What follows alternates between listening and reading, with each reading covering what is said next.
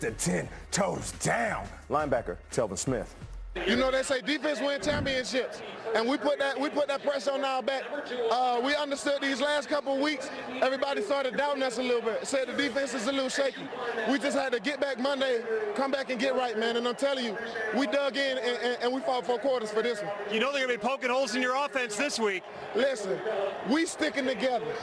I don't think nobody can come in between us on what we got going right now. It's Duval right now, man. DTWD, Duval till we die. Right now you head back to Pittsburgh. You blew out the Steelers in week 5. You picked off Big Ben 5 times. They're going to have revenge for you. What's your message to the Steelers? Listen, we ain't got no message. We coming. You know what I mean?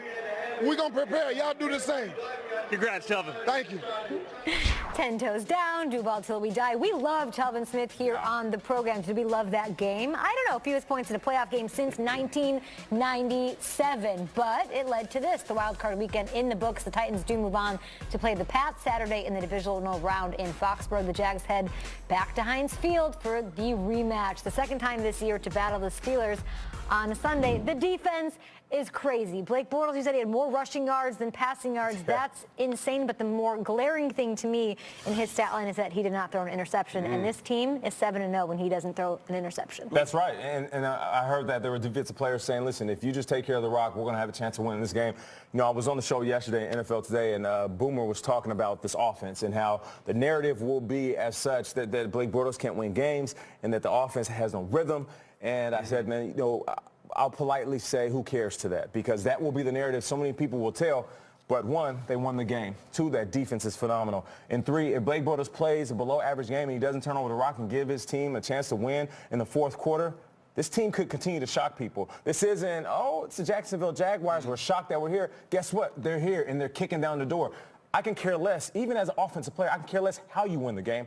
I'm just happy they won the game. And I'm looking forward to seeing what they're doing up against a team that we all forget that they beat up on, like beat the brakes off the Steelers. So we're all walking in this game saying, you know, Antonio Brown's going to be back, and the Steelers are good. They're one of the best. Well, guess what? The Jaguars defense could be the best defense in the postseason. Can I take a lot of pride in knowing every NFL player? I study those depth charts. I look in the training camp. I want to know that J.D. McKissick went from the Falcons to the Seahawks. And you do. I don't know who Ben Koyak is. And in the biggest moment of the season, with the whole season on the line, and maybe the biggest game in franchise history for the last decade, they did a play-action pass with Blake Bortles barely made it up alive. They almost stumbled and hit Ben Koyak for a toe drag spike. And that's okay. And that is fine. That's okay. Bruce Arians has a slogan, no risk it, no biscuit. Basically, you got to throw the ball. You got to go for it. What kind of way to live life is being conservative? In Jacksonville, the slogan is, no risk it, lots of biscuits. You know, don't risk it. Like, just don't hurt us. Don't throw the ball where it's not going to be.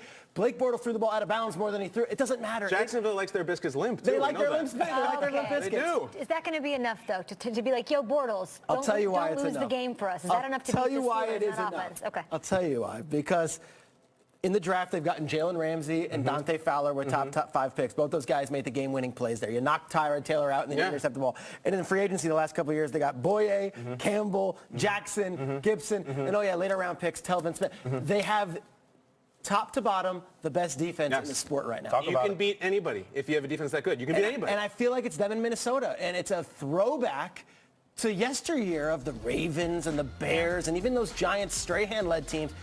Defense can win championships. We don't see it in recent years, but defense can. And, man, that Bills offense looks so inept. And it's not because just Tyrod Taylor's terrible or that there's no receiver. The Jaguars made them look inept. The Jaguars did that to them. Can we just take a second, guys? We're going to talk about Jacksonville all week. They deserve it. Dilly, teal beer, all that stuff. To get inside the minds of Bills fans right now. All right, let's say you're in your late 30s, you got kids, you haven't been to a playoff game, this is college, you tell your children, we used to go to the playoffs all the time. You had this glorious moment last year, a life memory last week with the Bengals and everything. You make the trip to Jacksonville, the hotel, the folding tables, all of that. The folding tables on fire. Yes, you do, the folding tables that are on fire. You got the Zupas pants, you do it all, and you lose to Blake Bortles running the ball. Not Ben Roethlisberger, Tom Brady, all these great players in the NFC. You lose to Bortles to Koyak. That's how this thing comes down. In the movie Gladiator, they're going to execute Maximus, and he goes, just give me a clean death. They didn't get a clean death. I mean, I want the Bills to have a clean death. They deserve that much, and they didn't get it. They're not losing at the hands of Blake Bortles. They're losing to Calais Campbell Yes. and to Jalen Ramsey. I guess that's true. And So they're losing to a there's cornerback and a more D tackle. valor in that, right? It is. There might be some honor in I that, don't true. know. But it'd be nice to have more than 3 points after almost 2 decades of not being there. That offense was really disappointing. It was. And both sides, the offense was disappointing. I will say this, though, when it comes to that Jaguars defense and them going up against Big Ben, every single blitz that they dialed up yesterday got home. They were 5 for 5 or 6 for 6 on getting to the quarterback when sending a blitz. Tyler Taylor is athletic.